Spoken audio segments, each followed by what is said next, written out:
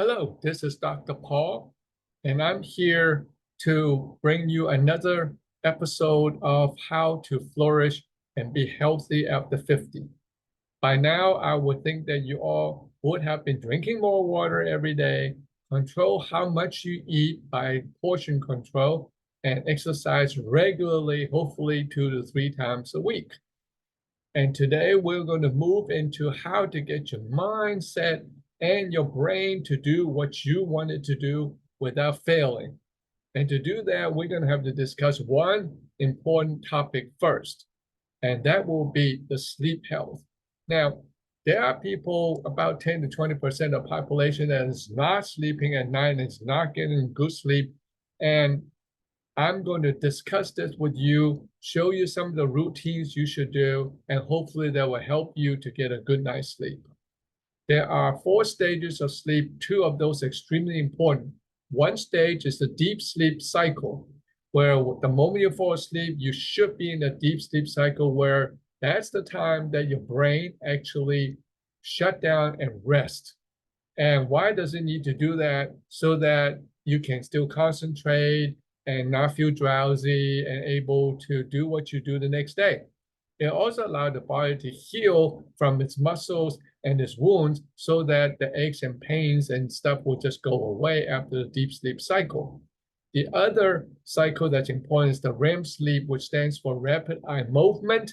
And that is the deepest stage of the sleep with lots of dreaming at the time. And that is when the brain process previous days, emotional, good and bad issues, and memory that needs to be put away to memorize for a later date. What I would almost think is called the subconscious part of your brain.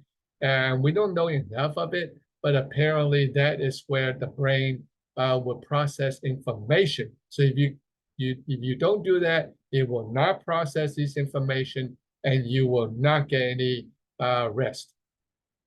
Now, there are medical problems that you want to make sure you don't have before you go into a sleep routine that I'm going to discuss with you. Go to see a doctor and make sure you don't have sleep apnea. They could screen for that easily. Find out and see if you have restless leg syndrome when your legs are moving every 30 minutes or so. And of course, if your thyroid is too active, you will never sleep a wink. And if you have asthma, you can have a breathing issue, or you have heartburn at night that keep you up all night long, then none of those things will cause a deep sleep,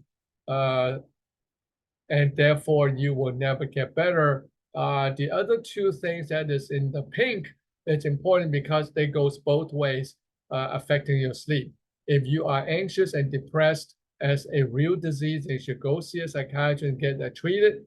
And if you have lots of pain and seeing a chronic pain management and trying to get under control, that's a good idea, because if your pain is not under control, your muscles hurt and you will never get into a deep sleep cycle. Problem also is that if you never had a deep sleep cycle due to any of those things that we mentioned, then over time, it actually causes anxiety, depression, and chronic pain. So as I say, it goes both ways. So first things first, make sure you don't have things that we could fix first.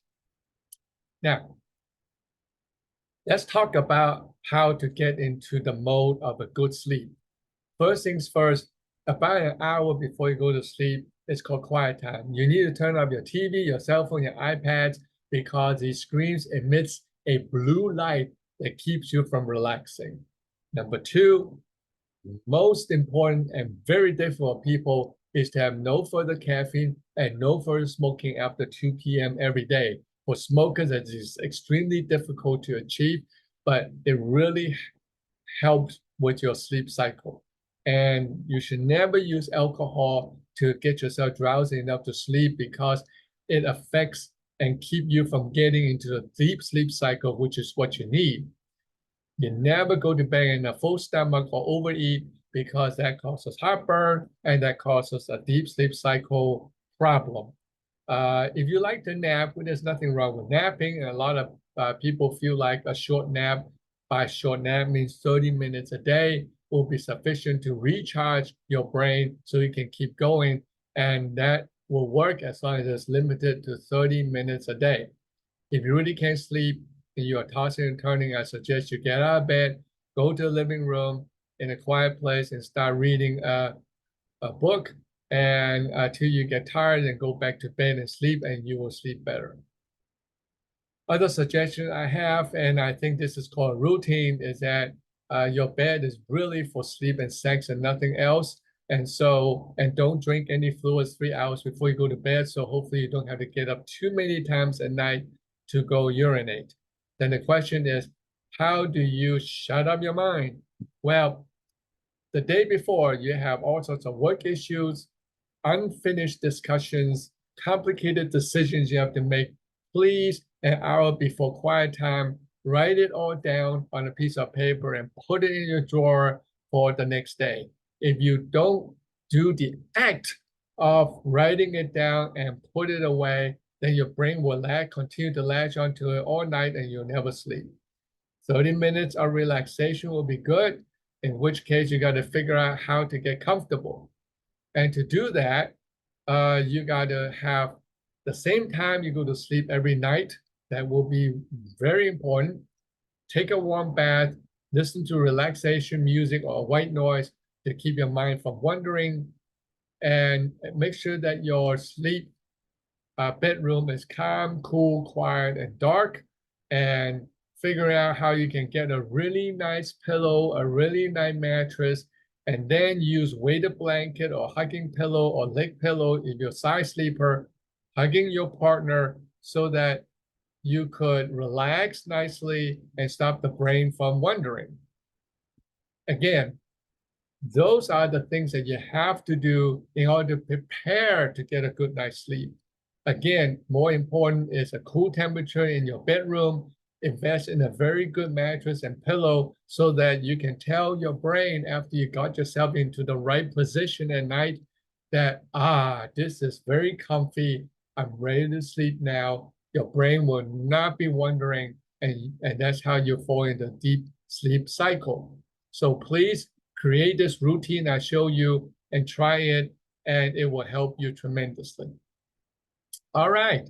If you can sleep well and feel better about yourself, then we're going to talk next week about a mindset, which is extremely important because that's what will teach your brain to get into the right mode in order to succeed.